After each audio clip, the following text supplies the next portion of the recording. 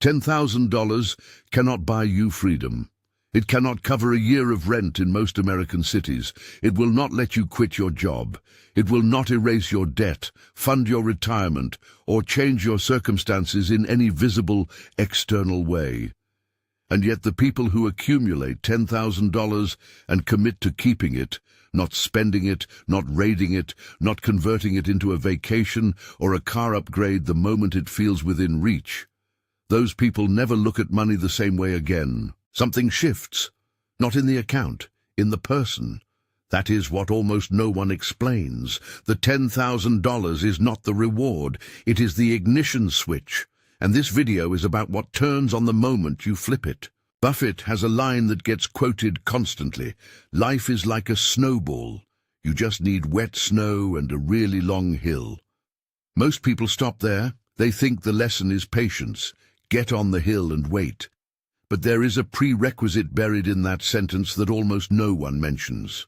The snowball has to be a minimum size before it can survive the friction of the hill.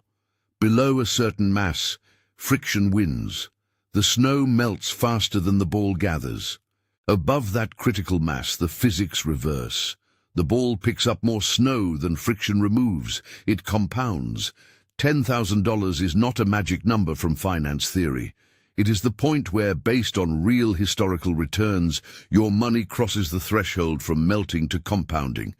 Below it, you are pushing. Above it, the hill starts doing some of the work. This video is going to show you exactly what changes when you cross $10,000, mathematically, psychologically, and behaviorally. It will show you the specific traps that keep most people from crossing it. And it will show you what Buffett did at 16 in 1946 Omaha that most people in their 40s are still figuring out. Not because his methods were genius, because his architecture was right. If this way of thinking about money resonates with you, subscribe to this channel. This is where we break down how the financial machine actually works. No jargon, no shortcuts, just the mechanics. Start with the math, because the math is the foundation of everything else. $1,000 invested at 10% annual return generates $100 per year, $8.33 per month. Invisible. You would not feel that. You would not notice that growth on any bank statement. $5,000 at the same rate generates $500 per year, $41 a month. Still nearly invisible. Now, $10,000 at 10% generates $1,000 per year. That is $83 a month appearing in your account. Money you did not earn by working. Money that exists because money you already had went to work.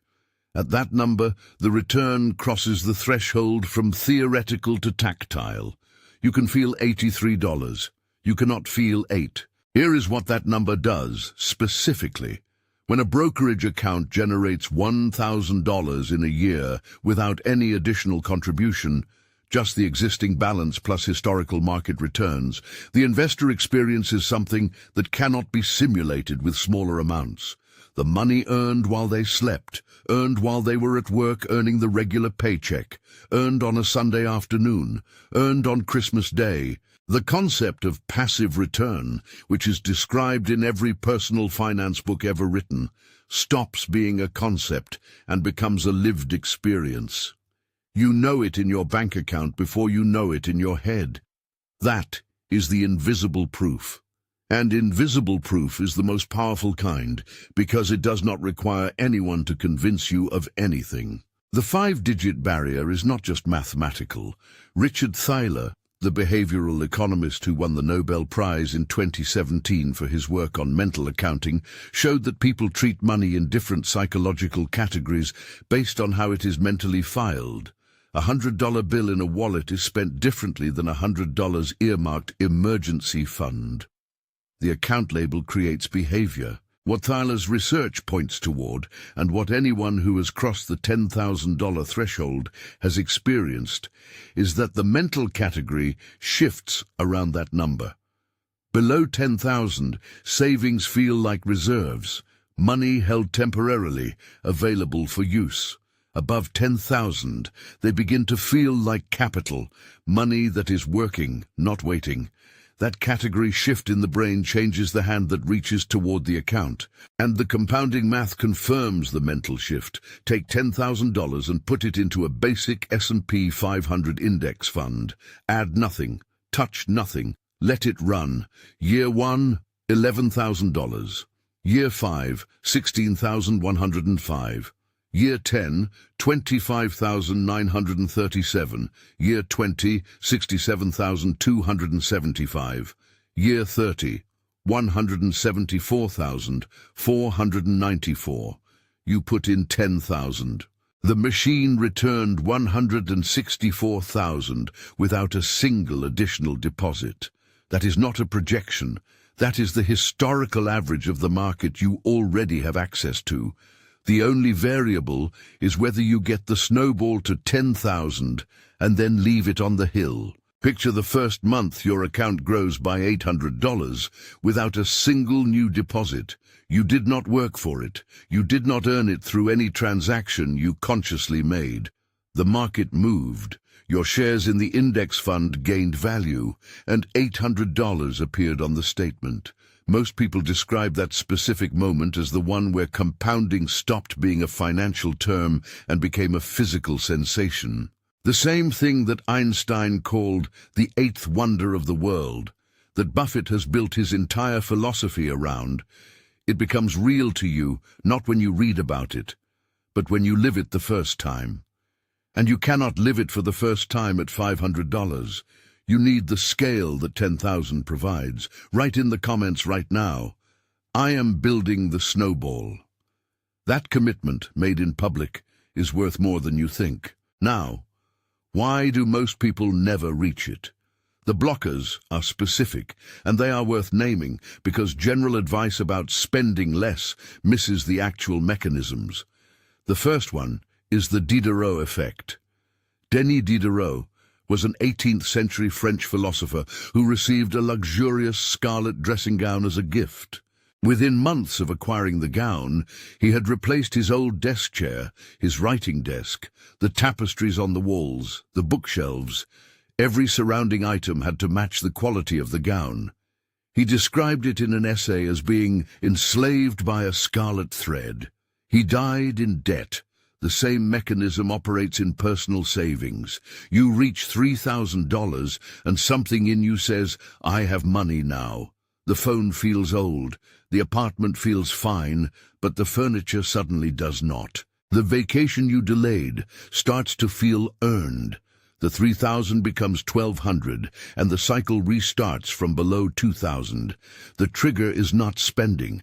The trigger is the feeling of arrival that hits before you actually arrive. Social media has made the Diderot effect continuous and invisible. In Diderot's time, the trigger was an actual physical gift, a gown he could see and touch. Today, the trigger is a scroll. Someone in your network buys a car and posts a photo. A colleague renovates a kitchen. A friend from college takes a trip. Each image is a modern scarlet gown landing in your field of vision, reclassifying everything you have as slightly insufficient. The comparison is never explicit. You do not think, I need what they have. You think my situation could be better. And the savings account becomes the obvious source of funding for better. This is why Buffett's inner scorecard concept is not just philosophy. It is a practical defense mechanism. When your measuring stick is internal rather than external, the Instagram feed stops being a threat.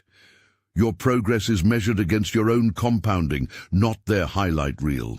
The second blocker is what Buffett's partner Charlie Munger would call a psychological misweighing, the tendency to undervalue small, consistent contributions. $200 a month feels pointless when 10,000 is the target. 50 months is not visible in the mind the way one large deposit would be, so people don't start. Or they start and stop when the progress feels imperceptibly slow. The math of $200 a month at 10%, reaching $10,000 in roughly 46 months, with returns shortening the timeline slightly, does not feel like enough to begin. But here is what that thinking costs. Every month you delay is a month of compound removed from the other end. The delay is invisible at the start. It is devastating at the finish. The third blocker is the deserve trap. Someone disciplines themselves for 6 months, skips dinners out, drives the old car longer, says no to things, reaches $7,000. Then the brain delivers its invoice. You earned this. You deserve a reward. And $7,000 becomes $3,800 and one trip to somewhere warm with photos that document the reset. The problem is not the person's character. The problem is timing. They experienced the entire cost of accumulation, the sacrifice, the restriction, the discipline, but withdrew before the machine turned on. They paid the entry fee and left before the show started. The fourth blocker is the safe trap. $8,000 in a high-yield savings account at 4% earns $320 per year. It feels responsible. The money is there, protected, available. But 4% is barely ahead of inflation in a normal economic environment, and in periods like 2021-2022, it was deeply behind it. Money parked in safe cannot turn into the machine. It cannot compound at the rate that transforms 10,000 into 174,000 over 3 decades. People hover in safe because moving to an index fund feels like taking a risk. The actual risk is the one that looks like safety, leaving the money where time cannot work on it the way Buffett has always described. The fifth blocker is the most structural. 2 speeds exist for money, fast and slow. Fast dollars move directly from income to consumption, food, rent, lifestyle. Slow dollars move from income to investment, untouchable, accumulating, compounding. Most people operate a 1-speed dollar system. All their money moves at the same velocity. Saving $10,000 means building a second lane, a separate track, a category of money that operates under completely different rules than everything else. This is not about income. People across every income level fail to reach this threshold because the architecture is missing.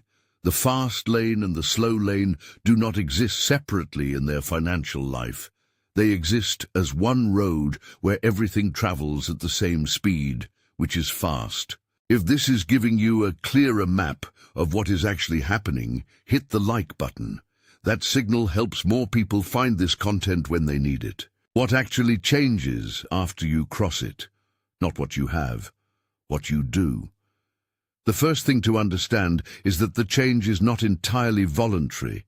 It is partially biological. Financial stress operates through the cortisol system. When the account is in danger, cortisol narrows focus, shortens planning horizons, and redirects cognitive resources away from long-term thinking. Below $10,000, any significant expense threatens the entire project. That threat keeps the stress response active. Above $10,000, a $900 car repair is a disruption, not an emergency. The stress response modulates. The prefrontal cortex, responsible for long-term planning, is no longer under siege. The investor begins to think differently, not because they decided to, but because the biology of financial threat has reduced. The buffer to build a transition follows directly. Below $10,000, every dollar of savings is emotionally attached to a specific threat it exists to neutralize. The account is a defense. Above $10,000, the structure is large enough that individual threats no longer define it. A new dynamic emerges. The account is now something to grow, not just protect. The decision-making shifts from defensive to generative. You start asking, how do I make this bigger, instead of, how do I keep this from disappearing? Those are different questions, and they produce different behaviors across every financial choice that follows. Watch what happens to ambition when the machine starts running.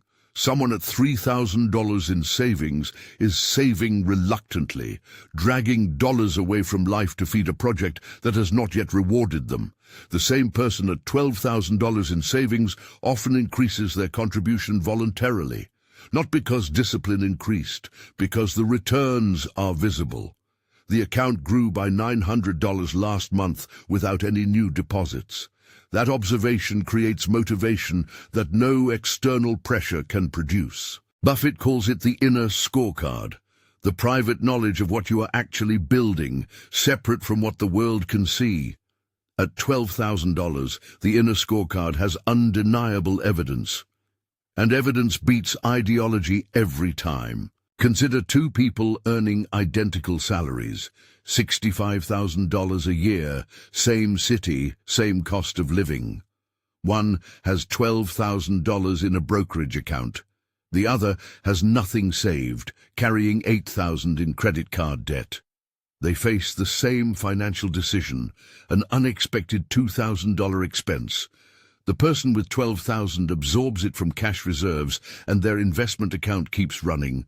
The person with $8,000 in debt puts it on the credit card at 24% interest, and their financial situation deteriorates. Same income. Profoundly different decisions, not because of intelligence or character, but because one has structural stability that the other does not. The architecture determines the outcome. The $10,000 threshold is where structural stability begins. The circle of competence expands. Buffett uses this phrase to describe the boundary of what an investor genuinely understands well enough to act on. Most people, below the $10,000 threshold, have a financial circle of competence that is purely survival-based, which bills to pay, how to avoid overdraft, how to get to the next paycheck. Above 10,000, the mind begins reaching for new information, not because someone assigned it, but because the account creates genuine stakes that make the information feel useful. People start reading about index funds, listening to Buffett's shareholder letters on a commute, comparing Roth IRA versus traditional IRA tax treatment. The investment is not just in money, it is in financial knowledge, because the money now gives that knowledge somewhere to go. The identity hardening is the final shift, and it is the most durable. There is a meaningful difference between believing you can build wealth and knowing you already have.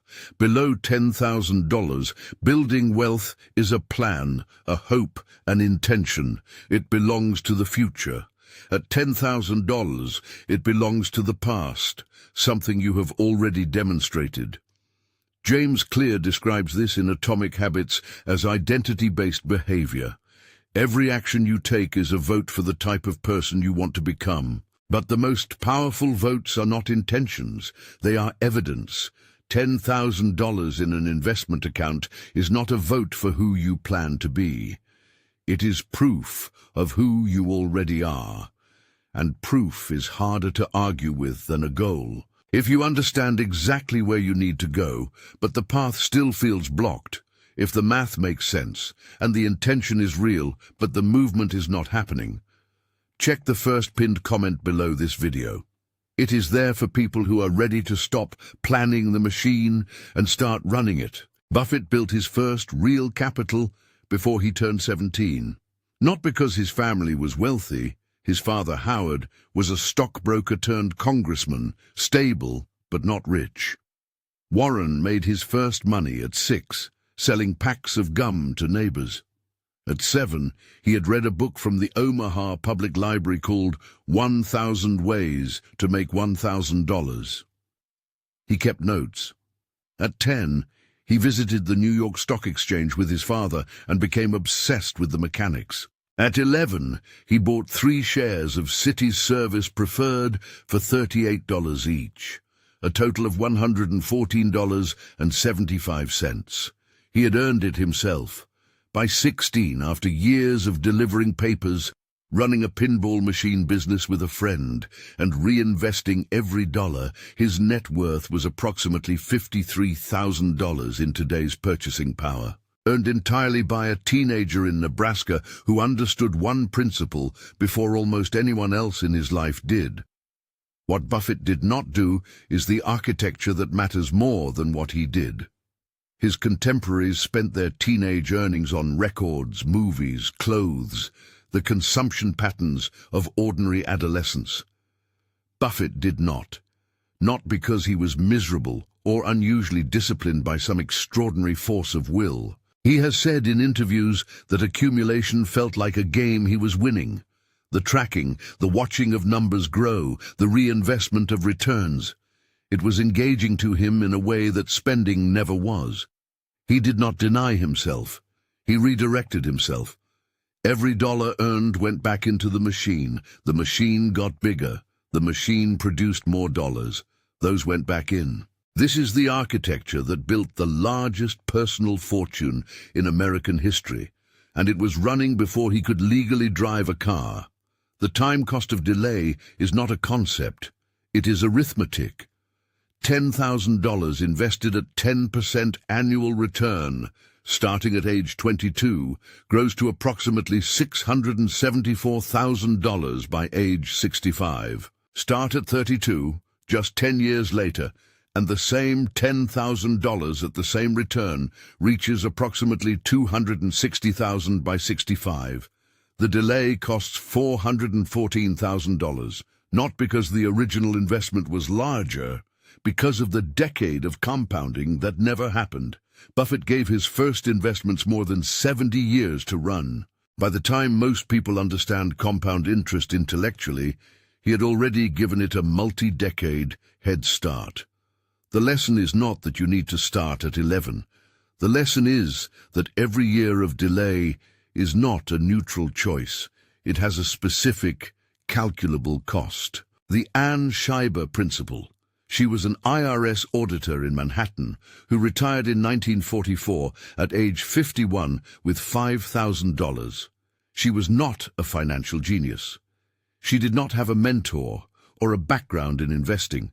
She bought blue-chip stocks, the companies she audited and understood, and reinvested every dividend. She lived on Social Security in a small apartment. She never touched the portfolio. She never sold during downturns. She never upgraded her life when the balance grew. When she died in 1995, the account was worth $22 million. She left it to Yeshiva University. Her strategy was not brilliance, it was architecture, slow dollars in a separate category, left alone, allowed to compound. The machine ran for 50 years without interruption. The interruption was never permitted. The hardest part of Scheiber's 50 years was not starting, it was staying. Between 1944 and 1995, the American stock market crashed multiple times. There was Black Monday in 1987, when markets dropped over 22% in a single day. There were recessions, there were wars, there were periods where anyone watching the account would have felt the visceral urge to sell, protect, move to cash, wait for the smoke to clear. Scheiber never moved. Neither did Buffett's long-term positions. The machine requires a specific discipline that feels counterintuitive. The worse the news, the more important it is to do nothing. Every investor who panicked and sold during Black Monday crystallized a temporary loss into a permanent one. Scheiber turned $22 million because she had a rule that preceded the panic: never interrupt the machine. Today, the tools are better and easier than anything Buffett had in 1946 or Scheiber had in 1944. Vanguard, Fidelity, Schwab, brokerage accounts with zero minimums, zero commissions, and direct access to the S&P 500 index fund that Buffett has recommended to individual investors for decades. He put it in his will. 90% of the money going to his wife is to be placed in a low-cost Vanguard S&P 500 index fund. The method is simpler than anything Buffett's own father's brokerage offered. The principle is identical to what a 16-year-old figured out by delivering newspapers in Omaha 75 years ago. The barrier is not information or access. The barrier is architecture. Now, how to get there? The math of reaching $10,000 from zero depends on one input, monthly contribution. $200 a month gets you there in roughly 50 months with market returns helping. $300 a month cuts that to 33 months. $500 a month gets you there in 18 to 20 months. These numbers require no extraordinary income. They require one specific structural decision, separating a portion of every paycheck before the fast dollar system can claim it. Not after bills, not at the end of the month. The moment the paycheck deposits, an automatic transfer moves. The transfer is not optional. It is the architecture. The best time to start is not January 1st. It is not after the raise. It is not once the car is paid off, or the holiday season is over, or life settles into a better rhythm. It is the next payday.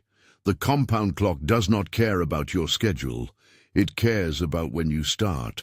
A person who starts in March instead of January has already given the machine 2 fewer months to run. In 30 years, those 2 months are worth approximately $3,000 on a $200 monthly investment at 10%.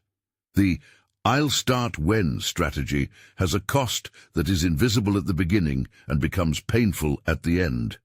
Start the transfer on the next payday. Whatever the amount is, the amount can be adjusted. The starting date is the only variable that cannot be recaptured. Before the transfer is set, one step comes first. 1 month of complete expense tracking, every transaction, every subscription, every automatic renewal, every dollar of everything. Not to judge the spending, to see it. Buffett has read financial statements every day for 70 years. He does not estimate what a business earns. He knows. Most people estimate their own spending. When they track it precisely for 30 days, they discover a gap, usually between $200 and $500 per month, between what they thought they were spending and what they were actually spending. That gap is the seed money. That is where the transfer amount comes from. The $10,000 machine is already funded in most budgets. It is just moving at the wrong speed. The 2-account rule is the protection that makes the plan work. Account 1, an emergency fund, $1,000 to $2,000 in a savings account, accessible, purpose-specific. This absorbs the car repairs, the medical bills, the unexpected costs that derail accumulation plans. Account 2, the machine, the brokerage account with the index fund, growing, compounding, protected. These 2 accounts have different jobs, and they do not cover for each other. When the car breaks and account 1 pays for it, account 2 is not touched, not raided, not temporarily borrowed from, not treated as a backup emergency fund. The moment you treat the machine as a reserve, it stops being a machine.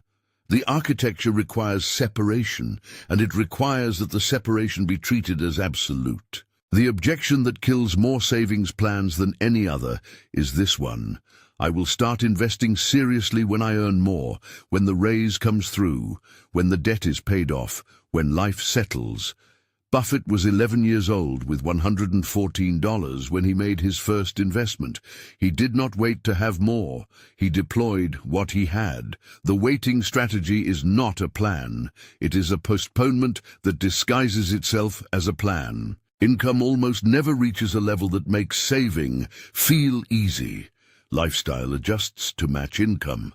The gap closes on its own. The only way to create the gap is to automate it before the lifestyle can absorb the income. Milestone recognition without spending is the discipline that keeps the plan running through the long middle section, after the initial motivation fades and before the compound returns become large enough to provide their own momentum. At $2,500, stop and acknowledge the progress, not with a purchase, with a moment. Write down the date, screenshot the balance, tell someone you trust. At $5,000, do it again. At $7,500, again. The brain needs progress signals to sustain effort over long timelines. Buffett did not wait until he was a millionaire to feel the satisfaction of accumulation. He felt it every time a new dollar was added to the count. He tracked it obsessively starting at age 10. You do not need obsession, but you need acknowledgement at each milestone that the snowball is growing. Protect the machine from your future self. The version of you that will exist at month 38 of this plan, tired, maybe frustrated, maybe tempted by something large, needs protection from the version of you that set this up in month 1. That protection is structure. It is the rule made in advance. The machine account does not get touched. It is not a rainy day fund. It is not a bridge loan to yourself. It is capital that is working, and the moment you interrupt its work, the compound clock resets. Charlie Munger's version of this principle is the most direct. Never interrupt compounding unnecessarily. Unnecessarily means almost never. The machine needs to be boring to be effective. Let it be boring. What to do when the urge to touch the account arrives? Because it will arrive. A market correction hits and the account is down 15%. Or an opportunity appears that sounds compelling. Or life presents an expense that feels urgent and the machine account is sitting there, accessible, funded. The rule is a pause, a minimum of 72 hours before any action that involves withdrawing from or significantly altering the investment account. Not because the 72 hours will necessarily change your mind, because the cortisol-driven urgency that produces bad financial decisions has a half-life of hours, not days. Most of the decisions that would have derailed Ann Scheiber's $22 million or interrupted Buffett's compounding do not survive a 72-hour window. The pause is the architecture protecting the architecture. $10,000 changes the relationship between you and time. Below that number, time is something you are fighting, waiting for the savings to grow, waiting to feel financially stable, waiting for circumstances to improve. Above it, time becomes your most valuable ally. The longer the money sits in the account without interruption, the more it multiplies. You go from someone who needs time to pass to someone who needs nothing to change. The urgency inverts. You stop wanting things to happen faster. You start wanting the account to be left alone longer. That is the momentum shift. Not a different income, not a windfall, not a sudden surge of discipline. The shift happens when the mathematics of compounding becomes large enough to be felt, and felt mathematics changes motivation in a way that felt theory never can. Buffett had his first compounding working at 11. His first million arrived at 30, his first billion at 56. Each subsequent threshold came faster than the one before, not because he got luckier or smarter, because the snowball was larger and the hill was longer. The same physics applies to the first 10,000. The discipline from 0 to 10,000 is the hardest portion of the entire journey. After 10,000, the machine begins contributing. After 50,000, the contribution is significant. After 100,000, the threshold Buffett describes as the hardest, the machine runs without constant effort. None of it is accessible without crossing the first threshold. The journey of 1,000 miles and so on, but also the snowball of 100 million pounds begins as a palm-sized sphere of wet snow. The math always starts somewhere real. The $22 million in Ann Scheiber's account in 1995 began as $5,000 in 1944. The $674,000 that a 22-year-old's $10,000 becomes at 65 was once sitting in a checking account waiting to be assigned somewhere. The Berkshire Hathaway stock that made Buffett the greatest investor of the 20th century grew from a paper route, a pinball machine in a barbershop, and a teenager who made the architectural decision to separate earning from spending before he had any formal financial education at all. The $10,000 threshold is not the destination. It is the proof that the architecture is working. And the architecture, once running, does not need you to be extraordinary. It needs you to leave it alone. The number 10,000 is is not sacred. The principle behind it is. The principle is this. At some point in the accumulation process, the money you have saved begins to work as hard as you do. You contribute 8 hours of effort every working day. At $10,000 in an index fund, your capital contributes 8,736 hours per year, 24 hours a day, every day, reinvesting returns, growing the base, compounding silently. You and your money are finally working the same shift. The question is when you want that collaboration to start, because every day it does not start is a day your money is off the clock. The moment you cross 10,000 and commit to keeping it, treating it as capital rather than reserve, as the beginning rather than the goal, you enter a different category of financial existence, not a higher income, not a better neighborhood, not a windfall or a stroke of luck, a different relationship with time, with growth, and with the quiet power of money that has finally been given permission to work without interruption. The account balance will keep moving. Every month it will be different, and unlike every other month of financial life before it, the direction of that movement will be something you built deliberately, out of architecture and patience and the specific discipline of getting the snowball large enough to survive the hill. That is the momentum shift. It does not begin at 100,000 or at 1,000,000. It begins the moment you stop spending the $10,000 you almost had. If you made it to the end of this video, write in the comments, "I am building the snowball." There is another video on your screen right now, the next step in this system. Thank you for being here, and we will see you in the next one.